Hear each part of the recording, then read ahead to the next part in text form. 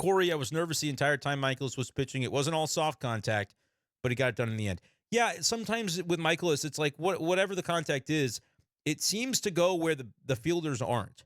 In that you can attribute to bad luck, but you can also say like if they're seeing the ball real well, you can almost it's like you're in slow motion swinging at it. And I'm not a Major League Baseball player, so this is just me speculating.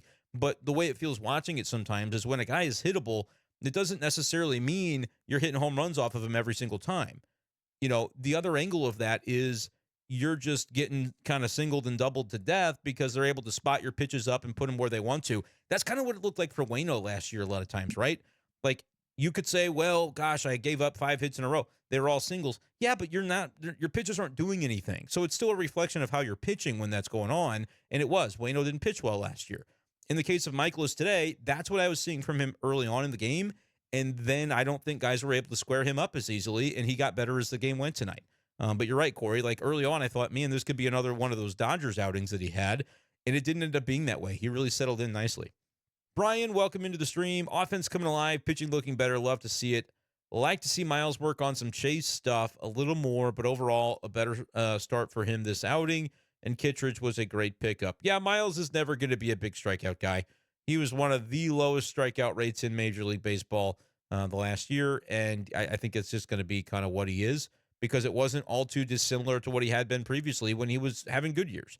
He's just not a big strikeout guy. But I think rather than having chase stuff, you have to minimize the 2 strike counts where you just throw a pitch right down the middle of the plate. Because, again, they don't have to hit it for a homer for it to have been a bad pitch. It can be a bad pitch and be hit for a single, and you made life too easy on them in the way that, you allow them to make contact with the pitch and kind of serve it to a place where a fielder wasn't. That would be what I would see from Mikolas, if anything. The chase stuff is always a nice dream, but is it a realistic one? That's maybe a different question. Hunter says, I think the name of the game with the pitching staff is going to be limiting damage. They're all going to give up a few runs every game. The difference will be if they can keep innings from snowballing. And another element of this, I saw this from Only Cards fans on Twitter. He went and looked through last year. Kyle Gibson had a bunch of wins with the Baltimore Orioles, but the ERA was kind of high. And Kyle Gibson had mentioned last night that he was pitching to the score.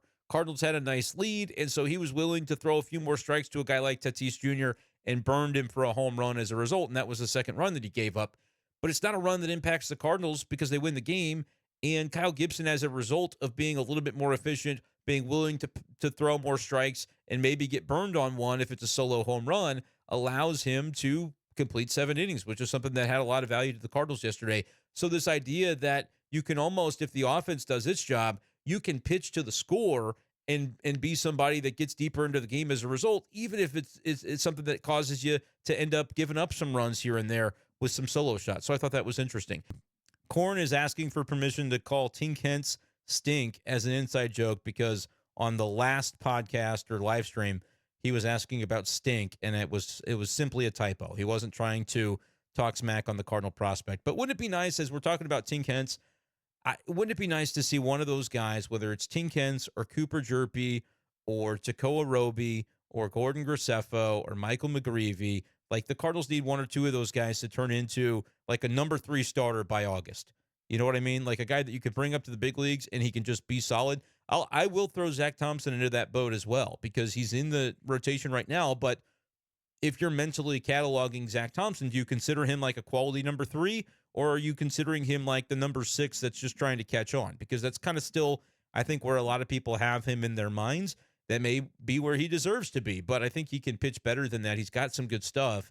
And if he can turn into a guy that by the end of the year, we're going, oh yeah, Zack Thompson, everybody would love to see him in the rotation next year on a cheaper salary than what, you have to go out and dig in free agency and get a guy that makes $11 million. Then that's something that can make the Cardinals, like, it's all about development. The Cardinals have got to find a way to develop some of those guys. And some of the young ones like Tink maybe aren't going to quite be ready just yet, which is why you'd like to see that upper echelon, the guys in AAA, really maybe take that next step this year. Hunter, I think the name of I just read that one. Thompson doesn't match up well against the team tomorrow. Could be an ugly one early. And it's going to be, Zack Thompson against the Padres, 3 p.m. I don't think you have to necessarily settle for that. It's time for Zack Thompson to put it together and have a good start. Because I think if he doesn't, he could be, into the bullpen, into AAA. Like, something could potentially have to give. He's only going to get maybe 1 to 2 more opportunities before Sonny Gray is back. And I think he's a better pitcher than he showed by giving up 3 home runs in that first game. So would like to see him really put it together tomorrow, but we'll have to wait and see if he's able to accomplish that.